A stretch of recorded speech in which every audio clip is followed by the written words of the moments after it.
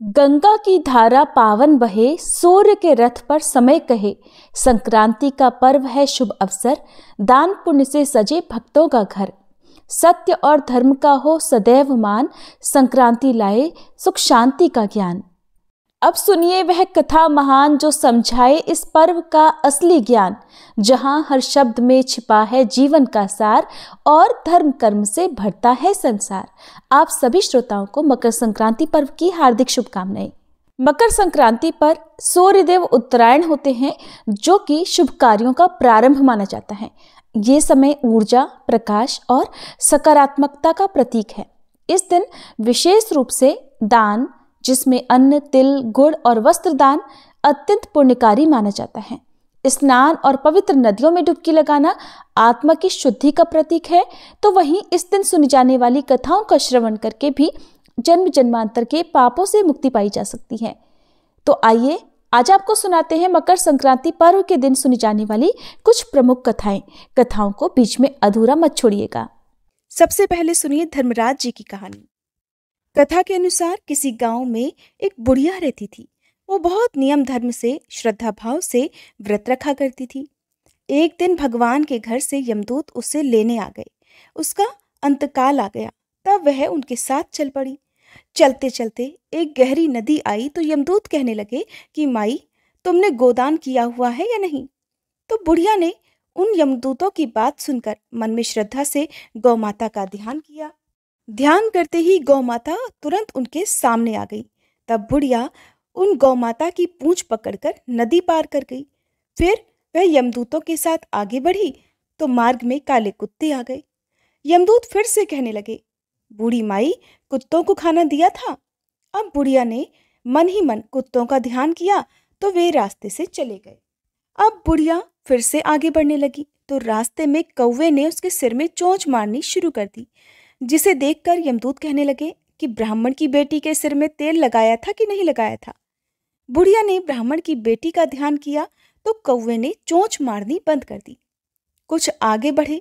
आगे बढ़ने पर बूढ़ी माई के पैर में कांटे चुभने लगे। यमदूत कहने लगे कि बूढ़ी माई, कुछ खड़ाऊं आदि का दान किया था या नहीं किया था? क्योंकि बूढ़ी माई ने सदा अपना जीवन सत्कर्म में बिताया था, दान पुण्य इत्यादि किया था।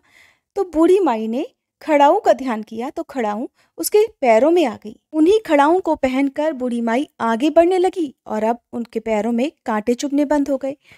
जब बूढ़ी माई आगे बढ़ी तो चित्रगुप्त जी ने यमराज से कहा कि आप किसे लेकर आए हैं? तब यमराज जी कहने लगे कि बुढ़िया ने दान पुण्य तो बहुत किए हैं, लेकिन धर्मराज जी का कुछ नहीं किया, इसलिए अब इसके आगे के द्वार इसके लिए बंद हैं। सारी बात सुनने के बाद बूढ़ी माई कहने लगी कि आप मुझे सिर्फ 7 दिन के लिए वापस धरती पर भेज दो। मैं धर्मराज जी का व्रत और उद्यापन करके वापस आ जाऊंगी। बूढ़ी माई वापस धरती पर अपने गांव आ गई और गांव वालों ने उसे भूतनी समझकर अपने दरवाजे बंद कर दिए। वह जब अपने घर गई तो उसके बहू बेटे ने भी दरवाजे बंद कर दिए और घर के अंदर बैठ गए, जिसे देखकर बूढ़ी माई कहने लगी कि मैं भूतनी नहीं हूँ, मैं तो धर्मराज जी की आज्ञा से वापस धरती पर केवल 7 दिनों के लिए ही आई हूँ। इन 7 दिनों में धर्मराज जी का व्रत और उद्यापन करूंगी, जिससे मुझे परलोक में जगह मिल जाएगी। बूढ़ी माई की बातों से आश्वस्त होकर बेटे बहू उसके लिए पूजा करने लगे। सारी सामग्री एकत्रित की, लेकिन जब बूढ़ी माई कहानी कहने लगी तब वह हुंकारा नहीं भरते, जिससे बूढ़ी माई फिर अपनी पड़ोसन के पास गई और उसे धर्मराज जी की कहानी सुनाई। पड़ोसन ने कहानी सुनते समय हुंकारा भरा। 7 दिन की पूजा, व्रत और उद्यापन के बाद धर्मराज जी बूढ़ी माई को लेने के लिए वापस विमान भेजते हैं। स्वर्ग का विमान देखकर उसके बहू बेटों के साथ सारे गांव वाले भी स्वर्ग जाने को तैयार हो गए, जिसे देखकर बूढ़ी माई कहने लगी कि तुम सब कहाँ तैयार हो रहे हो? मेरी कहानी तो केवल मेरी पड़ोसन ने सुनी है, इसीलिए वो ही साथ जाएगी। सारे गांव वाले बूढ़ी माई से धर्मराज जी की कहानी सुनाने का आग्रह करने लगे। तब बूढ़ी माई ने उन्हें कहानी सुना दी। कहानी सुनने के बाद सारे गांववासी उसी विमान में बैठकर बूढ़ी माई के साथ ही स्वर्गलोक को चले गए। तब धर्मराज जी कहने लगे कि मैंने विमान तो केवल बूढ़ी माई को लाने भेजा था। तब बूढ़ी माई ने उन्हें बताया कि हे धर्मराज जी, मैंने जो भी पुण्य किए हैं उसमें से आधा भाग आप गांव वालों को भी दे दीजिए। इस तरह से बूढ़ी माई से प्रसन्न होकर धर्मराज जी ने गांव वासियों को भी स्वर्ग में जगह दे दी। हे धर्मराज महाराज जी, जैसे आपने बूढ़ी माई के साथ सभी गांव वालों को भी स्वर्ग में जगह दी, उसी तरह से हमें भी देना। ये कहानी सुनकर हुंकारा भरने वालों को भी और कहानी कहने वालों को भी जगह देना। प्रेम से बोलिए धर्मराज महाराज की जय। यमराज महाराज की जय।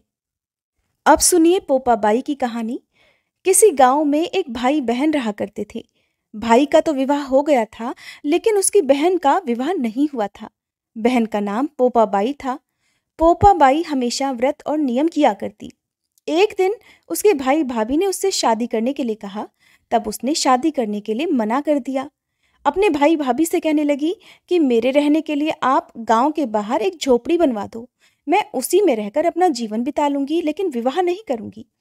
फिर वह गांव वालों से कहने लगी कि हे गांव वालों, आप लोग अपने अपने गाय बछड़े को मेरे झोपड़े के पास घास चरने के लिए छोड़ दिया करो। मैं सभी के गाय बछड़ों की देखभाल किया करूंगी। फिर जो भी बचा कुचा खाना हो वो मेरे पास भेज दिया करना। मैं वही खाकर रह लूंगी। इस तरह बहुत दिन बीत गए। एक दिन उस देश का राजा शिकार खेलने जंगल को जा रहा था कि उसकी नजर गांव के बाहर बने पोपाबाई के झोपड़े पर पड़ गई। राजा झोपड़े के पास जाकर आवाज लगाने लगा, यहाँ कौन रहता है? जब कोई भी उत्तर नहीं मिला तो झोपड़े के दरवाजे को ही खटखटाने लगा। खटखटाने की आवाज सुनकर पोपाबाई ने अंदर से ही पूछा, बाहर कौन है? बार बार दरवाजा क्यों खटखटा रहे हो? क्या कोई काम है? तब राजा ने बाहर से उत्तर दिया, मैं इस देश का राजा हूं। मैं तुम्हारे साथ विवाह करना चाहता हूं। सुनकर पोपाबाई कहने लगी, अपने महल को लौट जाओ। मैं पराये पुरुष का मुंह नहीं देखती। लेकिन राजा ने उसकी बात पर ध्यान नहीं दिया और वह बलपूर्वक पोपाबाई को उठाकर अपने घोड़े पर बिठाकर अपने महल की ओर चल पड़ा। पोपाबाई ने राजा को श्राप दे दिया, हे राजा, जा, तेरा राजपाट सब नष्ट हो जाएगा। महल में पहुंचकर राजा ने अपनी रानियों से सारी बात बताई। सारी बात सुनकर रानियों ने राजा से अनुरोध किया कि पोपाबाई को सही सलामत उसकी झोपड़ी में छोड़ आए। फिर रानियों के कहे अनुसार राजा पोपाबाई को उसकी झोपड़ी पर छोड़ने के लिए चल पड़ा। रास्ते में पाप की नदी आई जिसमें राजा डूब गया। पोपाबाई मृत्यु के बाद धर्मराज जी के दरबार में पहुंची। वहां धर्मराज जी ने उसे स्वर्ग का राज दिया। किसी गांव के एक सेठ सेठानी की मृत्यु हुई, तब वे दोनों भी मृत्यु लोक से स्वर्गलोक को आए, लेकिन स्वर्ग का दरवाजा बंद पड़ा था। उन दोनों ने धर्मराज जी से स्वर्ग का द्वार खोलने के लिए विनती की। तब धर्मराज जी कहने लगे कि इस द्वार पर तो पोपाबाई का राज है। सेठ सेठानी कहने लगे, हम पोपाबाई को नहीं जानते। तब धर्मराज जी ने कहा कि मैं तुम दोनों को 7 दिन के लिए मृत्यु लोक में अर्थात धरती लोक में वापस भेजता हूँ। वहां जाकर 8 खोपरा से राई भरकर 5 कपड़ा ऊपर रखकर कहानी सुनना और उद्यापन करना और इस प्रकार कहना, राज है पोपाबाई का, लेखा लेगी राई राई का, बोलो पोपाबाई की जय। अब सुनिए पाल पथवारी माता की कहानी। एक बार पाल माता, पथवारी माता और विनायक जी में खुद को बड़ा बताने की बात को लेकर बहस हो गई। तीनों ही अपने आप को एक दूसरे से बड़ा साबित करने में लगे हुए थे। उनका विवाद बढ़ गया। तभी वहां से एक ब्राह्मण का लड़का गुजरा। तीनों ने उसे रोक लिया और कहने लगे कि लड़के बताओ, हम तीनों में से कौन बड़ा है? लड़का कहने लगा, अभी तो मैं किसी जरूरी काम से जा रहा हूँ, कल आकर आपको इस बारे में बताऊंगा। लड़के ने घर आकर सारी बात अपनी माँ को बताई। माँ ने अपने बेटे को सीख दी कि बेटा तुम किसी को भी छोटा मत बताना। अगले दिन लड़का पाल, पथवारी और विनायक जी के पास पहुंचा और कहने लगा, पाल माता, आप तो हर व्यक्ति से बड़ी हो। सभी व्यक्ति आते हैं, स्नान ध्यान करते हैं और जाते समय आपको पैर की ठोकर देकर जाते हैं, फिर भी आप किसी पर नाराज नहीं होती। फिर पथवारी माता से कहने लगा, पथवारी माता, आप भी बड़ी हो, क्योंकि कोई भी व्यक्ति कितने भी तीर्थ कर ले, धर्म ध्यान कर्म कर ले, पर वापस आने पर आपकी पूजा किए बिना उसका कार्य पूरा नहीं होता।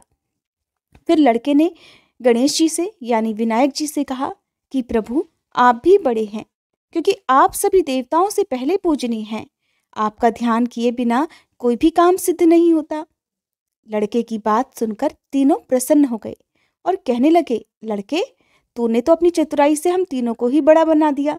हमारा आशीर्वाद सदा तेरे साथ रहेगा। ऐसा कहकर उन्होंने जौ के कुछ दाने लड़के को दे दिए। लड़का सोचने लगा, ये तो घाटे का सौदा रहा। इतना अच्छा न्याय किया, अपना समय भी बर्बाद किया और बदले में मिले क्या? जौ के दाने। लड़का घर पहुंचा और बेमन से जौ वाला अंगोछा कोने में रख दिया। माँ अंगोछा समेटने लगी तो उसमें से जौ के दाने की जगह चमचमाते हीरे मोती गिरने लगे। माँ हैरान हो गई। लड़के से पूछा तो बेटे ने सारी बात बता दी। सुनकर माँ बेटों की खुशी का ठिकाना नहीं रहा। दोनों बहुत खुश हुए और आनंद से रहने लगे।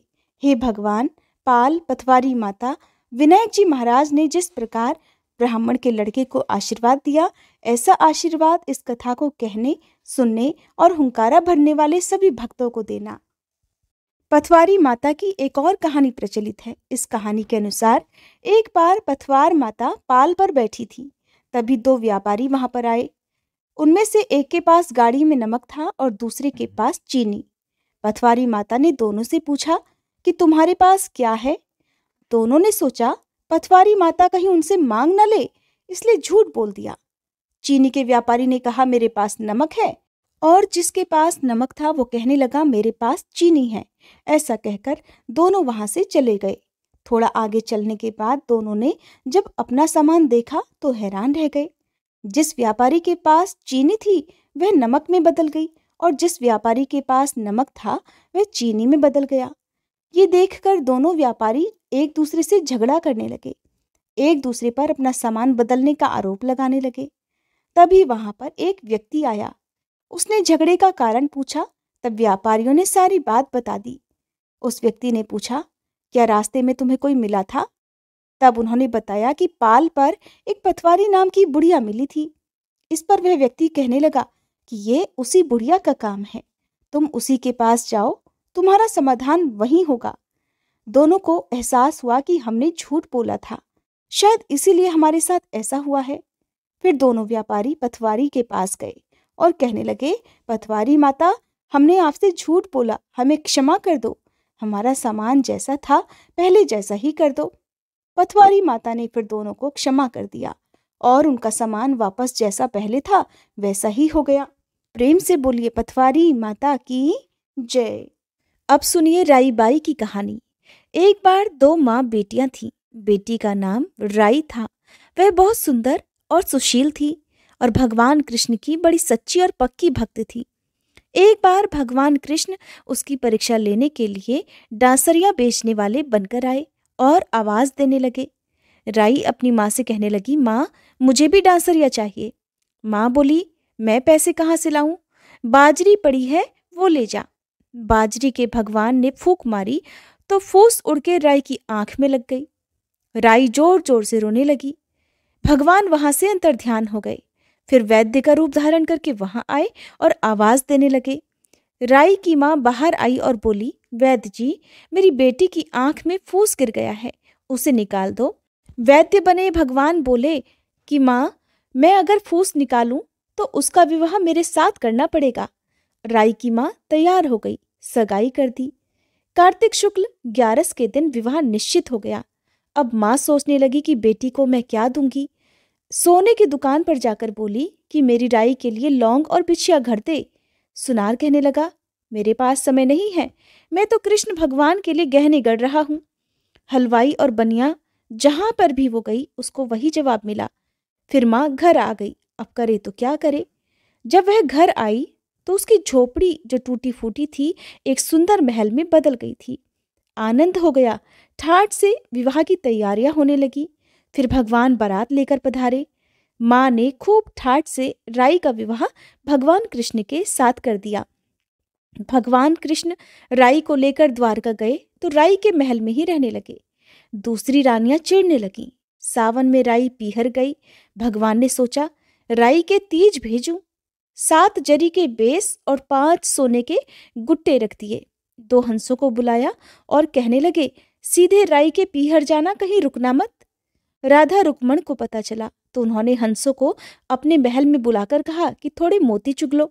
हंस वहीं आ गए और मोती चुगने लगे। उधर राधा रुक्मण ने सारा सामान निकालकर उसमें फटे पुराने कपड़े और 5 कांटे बांध कर रख दिए और वह पोटली वापस हंसों को दे दी।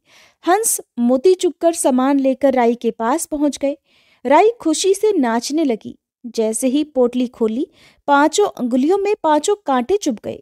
राई बहुत दुखी हुई। सावन खत्म हुआ तो भगवान लेने आए। राई भगवान से बोली, नहीं, भगवान आए तो राई दूर दूर हो जाए। भगवान ने सोचा कोई बात नहीं। राई फिर भी ना बोले। इतने पर भी राई भगवान को अपने महल में ही जिमाती, भोजन में दही जरूर देती। एक दिन भगवान बिल्लो गाना के दही खा गए। अब राई दही कहाँ से रखे? भगवान गुजरी बनकर दही बेचने आ गए। राई नीचे जाकर बोली, थोड़ा दही दे दो। गुजरी रूपी भगवान कहने लगे, राई तुम उदास क्यों हो? हमने सुना आप भगवान से नाराज हैं। राई बोली, तुझे क्या मतलब, तू जा। तो गुजरी रूपी भगवान बोले, हम सहेली जैसी है ना, तो अपने मन की बात कह दो, मैं किसी से नहीं कहूंगी। राई ने सारी बात कह दी। सुनते ही भगवान को अचंभा हुआ और वे असली रूप में आ गए और बोले, ये कैसे हुआ? मैंने तो जरी के बेस और सोने के गुट्टे भेजे थे। भगवान ने हंसों को बुलाकर उनसे पूछा कि तुम रास्ते में कहीं रुके तो नहीं? हंस बोले, राधा रुक्मण के महल में रुके थे और कहीं नहीं रुके। भगवान ने फिर राधा रुक्मण को बुलाया और पूछा कि आपने ऐसा क्यों किया? तब वे बोली, आप हमारे महल में नहीं पधारे, इसीलिए हमने नाराज होकर ऐसा किया। भगवान बोले, आप हमको प्रेम से बुलाते तो हम जरूर आते। फिर भगवान बोले कि कार्तिक का महीना राई को दूंगा, 5 दिन पचतीतिया राधा रुक्मण को और 11 सत्यभामा को दूंगा। भगवान ने सबको मान दिया। हे भगवान, राधा रुक्मण राई को मान दिया, जैसा वैसा सबको देना। घटती को पूरी कर जो, पूरी का प्राण छोड़ जो, भूल चूक माफ कर जो। बोलिए राई दामोदर भगवान की जय। अब सुनिए धरती माता की कहानी। प्राचीन समय की बात है। एक गांव में एक बुढ़िया माँ और उसका बेटा बेटी रहा करते थे। माँ बहुत गरीब थी। वह मजदूरी करके अपने परिवार का पेट भरा करती। धीरे धीरे समय बीतने लगा और बच्चे बड़े होने लगे। बेटी शादी के योग्य हो गई। तब माँ बहुत बूढ़ी हो गई। माँ ने एक दिन अपने बेटे से कहा कि बेटा, तेरी बहन शादी के लायक हो गई है, इसलिए तेरे जैसा घर वर देखकर उसकी शादी करना। ऐसा कहकर बूढ़ी माँ तो कुछ दिनों के बाद मर गई।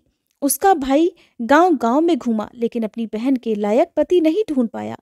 वह पूरे गांव घूम घूम कर थक गया और एक दिन सोचने लगा कि मेरे जैसा तो इस दुनिया में कोई है नहीं, इसलिए मैं ही इससे शादी कर लेता हूँ। ऐसा सोचकर वह चुनरी और शादी के लिए सब सामान ले आया। तब उसकी बहन ने पूछा कि भाई, तुम ये सब सामान क्यों लेकर आए हो? तब भाई कहने लगा कि बहन, ये सब सामान तुम्हारी शादी के लिए लेकर आया हूँ। गांव वालों ने बहन से कहा कि तुम्हारा भाई ही तुमसे शादी करने वाला है। तब बहन ने जाकर अपने भाई से पूछा कि भाई, आप मेरी शादी किससे कर रहे हो? इस पर भाई ने कोई उत्तर नहीं दिया। तब बहन सारी बात समझ गई। उसने एक लोटे में जल लिया, चुनरी ली, चप्पल पहनकर वह जंगल की तरफ चली गई। जंगल में गाय चराने वाले ग्वालों ने उससे पूछा कि कहाँ जा रही हो? तब वे कुछ नहीं बोली। वन में जाकर वह धरती माता को पुकारने लगी और बोली, हे धरती माता, अब आप ही मेरी लाज रखना, वरना बहुत अनर्थ हो जाएगा। वह बोली, मैं क्या करूं? हे धरती माँ, मुझे अपनी गोद में ले लो, नहीं तो अन्याय हो जाएगा। तभी धरती फटी तो बहन ने एक तरफ लोटा, चुनरी और चप्पल रख दिए और वह उस धरती में समाने लगी। इतने में ही दौड़ता हुआ उसका भाई जंगल में उसे ढूंढता हुआ आया। उसने ग्वालों से पूछा कि मेरी बहन किधर गई है? तब ग्वालों ने बता दिया कि तुम्हारी बहन किस तरफ गई है। वह बहन को पुकारता हुआ उस तरफ बढ़ने लगा। तभी उसने देखा कि उसकी बहन धरती में समा रही है। ये देखकर वह अपनी बहन को पुकारता हुआ उस तरफ बड़ी तेजी से दौड़ने लगा। तब तक उसकी बहन धरती में समा चुकी थी। केवल थोड़े से ही बाल दिखाई दे रहे थे। वह अपनी बहन के बालों को मुट्ठी में पकड़कर जोर जोर से दहाड़ मारकर रोने लगा। बहन, तू सत्य के लिए धरती माँ की गोद में समा गई। मेरी बुद्धि भ्रष्ट हो गई थी। माँ का वचन निभाने के लिए मेरे जैसा कोई वर नहीं मिला, इसीलिए ऐसा विचार मन में आया। ऐसा कहकर वह भाई जोर जोर से रोने लगा। पर धरती माँ ने सत्य के लिए बेटी को अपने आप में समा लिया। लड़की के जो बाल बाहर रह गए थे वो दूब बन गए। इसलिए औरतें धरती माता की कहानी सुनती हैं और चुनरी, चप्पल, लोटा, बर्तन में हरी मूंग और लड्डू कुंवारी कन्या को देती हैं। जो भी धरती माता की इस कहानी को सुनता है, धरती माता सदा उसको सुखी रखती हैं। हे धरती माता की इस कहानी कहने, सुनने और हुंकारा भरने वाले सभी भक्तों को सुखी रखना। बोलिए धरती माता की जय। अब सुनिए सूरज भगवान की कहानी, जो कि रविवार के दिन सुनी जाती है। रविवार व्रत की पौराणिक कथा के अनुसार प्राचीन काल में एक बुढ़िया रहती थी। वह नियमित रूप से रविवार का व्रत करती। रविवार के दिन सूर्योदय से पहले उठकर वह बुढ़िया स्नान आदि से निवृत्त होकर अपने घर के आंगन को गोबर से लीपकर स्वच्छ करती। उसके बाद सूर्य भगवान की पूजा करते हुए रविवार व्रत कथा सुनकर सूर्य भगवान को भोग लगाकर दिन में एक समय भोजन किया करती। सूर्य भगवान की कृपा से बुढ़िया को किसी प्रकार की कोई चिंता, कोई कष्ट नहीं था। धीरे धीरे उसका घर धन धान्य से भर रहा था। उस बुढ़िया को सुखी होते देख उसकी पड़ोसन उससे जलने लगी। बुढ़िया ने कोई गाय नहीं पाल रखी थी, इसलिए वह अपनी पड़ोसन के आंगन में बंधी गाय का गोबर लाती थी। पड़ोसन ने एक दिन कुछ सोचकर अपनी गाय को घर के भीतर बांध दिया। रविवार को गोबर न मिलने से बुढ़िया अपना आंगन लीप नहीं सकी। आंगन न लीप पाने के कारण उस बुढ़िया ने उस दिन सूर्य भगवान को भोग भी नहीं लगाया और खुद भी भोजन नहीं किया। सूर्यास्त होने पर बुढ़िया भूखी प्यासी सो गई। प्रातःकाल सूर्योदय से पहले उस बुढ़िया की आंख खुली तो वह अपने घर के आंगन में सुंदर गाय और बछड़े को देखकर हैरान हो गई। गाय को आंगन में बांधकर उसने जल्दी से उसे चारा लाकर खिलाया। पड़ोसन ने उस बुढ़िया के आंगन में बंधी सुंदर गाय और बछड़े को देखा तो वह उससे और अधिक जलने लगी। तभी गाय ने सोने का गोबर कर दिया। गोबर देखते ही पड़ोसन की आंखें फटी रह गईं। पड़ोसन ने उस बुढ़िया को आसपास ना पाकर तुरंत उस सोने के गोबर को उठाया और अपने घर ले गई और अपनी गाय का साधारण गोबर वहां पर रखाई। सोने के गोबर से पड़ोसन कुछ ही दिनों में धनवान हो गई। गाय हर दिन सूर्योदय से पहले सोने का गोबर किया करती और बुढ़िया के उठने के पहले ही वह चालाक पड़ोसन उस गोबर को उठाकर ले जाया करती। बहुत दिनों तक बुढ़िया को सोने के गोबर के बारे में कुछ भी पता नहीं चला। बुढ़िया पहले की तरह हर रविवार को भगवान सूर्यदेव का व्रत करती रही और कथा सुनती रही। लेकिन सूर्य भगवान को जब पड़ोसन की चालाकी का पता चला तब उन्होंने एक दिन जोर की आंधी चलाई। आंधी का प्रकोप देखकर बुढ़िया ने गाय को घर के भीतर बांध दिया। सुबह उठकर बुढ़िया ने घर के अंदर सोने का गोबर देखा तो उसे बड़ा आश्चर्य हुआ। उस दिन के बाद से बुढ़िया अपनी गाय को घर के भीतर ही बांधने लगी। सोने के गोबर से वह बुढ़िया कुछ ही दिनों में बहुत धनी हो गई। उस बुढ़िया के धनी होने से पड़ोसन बुरी तरह जल भुनकर राख हो गई। उसने अपने पति को समझा बुझाकर उस नगर के राजा के पास भेज दिया।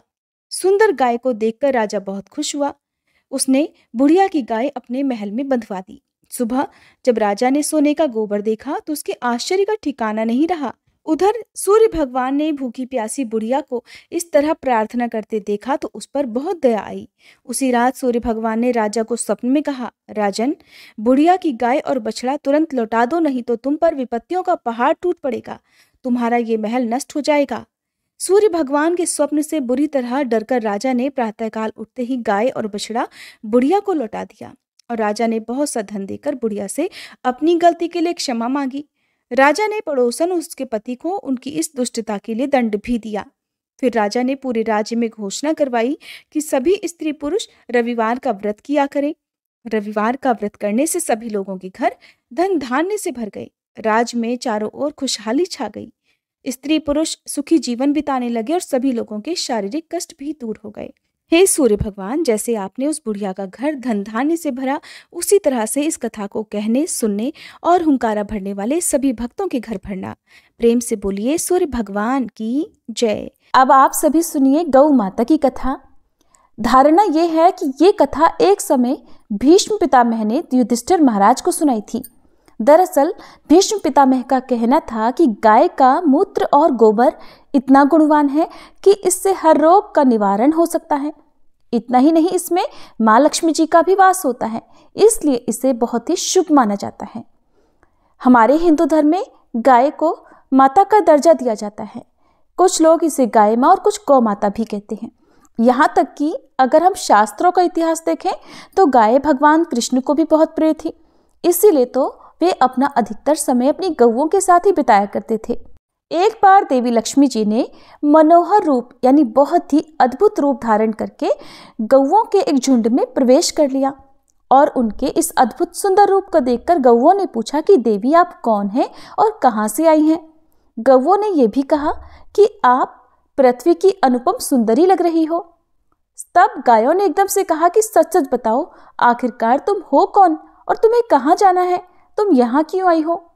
तब देवी लक्ष्मी जी ने, जो कि बहुत अद्भुत रूपधारी थी, उन्होंने विनम्रता से गौओं से कहा कि तुम सबका कल्याण हो। असल में मैं इस जगत में अर्थात संसार में लक्ष्मी के नाम से प्रसिद्ध हूँ और सारा जगत मेरी कामना करता है, मुझे पाना ही चाहता है। मैंने दैत्यों को छोड़ दिया था और इसलिए वे सदा के लिए नष्ट हो गए, श्रीहीन हो गए। इतना ही नहीं, मेरे आश्रय में रहने के कारण इंद्र, सूर्य, चंद्रमा, विष्णु, वरुण तथा अग्नि आदि सभी देवता सदा के लिए आनंद भोग रहे हैं। इसके बाद देवी लक्ष्मी जी ने कहा कि जिनके शरीर में मैं प्रवेश नहीं करती वे सदैव नष्ट हो जाते हैं और अब मैं तुम्हारे शरीर में ही निवास करना चाहती हूँ। लेकिन इसके बाद भी कथा समाप्त नहीं हुई, क्योंकि गौओं ने अभी तक माँ लक्ष्मी जी को अपनाया ही नहीं था। देवी लक्ष्मी जी की इन सारी बातों को सुनने के बाद गौओं ने कहा कि देवी आप बहुत चंचल हो, इसलिए आप कभी कहीं ठहरती नहीं। इसके अलावा आपका बहुतों के साथ भी एक सही संबंध है, इसलिए हमें तुम्हारी इच्छा नहीं है। तुम्हारी जहां भी इच्छा हो तुम चली जाओ। तुमने हमसे बात की, इतने में ही हम अपने आप को तुम्हारी कृतार्थ यानी तुम्हारी आभारी मानती हैं, लेकिन हम तुम्हें अपनाना नहीं चाहती। गौओं के ऐसा कहने पर देवी लक्ष्मी ने कहा कि ये तुम क्या कह रही हो, मैं तो दुर्लभ और सती हूँ, यानी मुझे पाना आसान नहीं है, फिर भी तुम मुझे स्वीकार नहीं कर रही। आखिरकार इसका क्या कारण है। यहाँ तक कि देवता, दानव, मनुष्य आदि सब कठोर तपस्या करके मेरी सेवा का सौभाग्य प्राप्त करते हैं, इसलिए तुम भी मुझे स्वीकार करो। और वैसे भी इस संसार में ऐसा कोई नहीं है जो मेरा अपमान करता हो। सभी मुझे चाहते हैं, सभी मुझे प्राप्त करना चाहते हैं। देवी लक्ष्मी जी की इन बातों को सुनकर सभी गौओं ने कहा कि देवी हम तुम्हारा अपमान या अनादर नहीं कर रही, बल्कि केवल तुम्हारा त्याग कर रही हैं, और वो भी सिर्फ इसलिए कि तुम्हारा मन बहुत चंचल है। तुम कहीं भी जमकर नहीं रहती, यानी एक स्थान पर नहीं ठहरती, इसलिए अब बातचीत करने से कोई लाभ नहीं, इसलिए तुम जहां जाना चाहती हो जा सकती हो।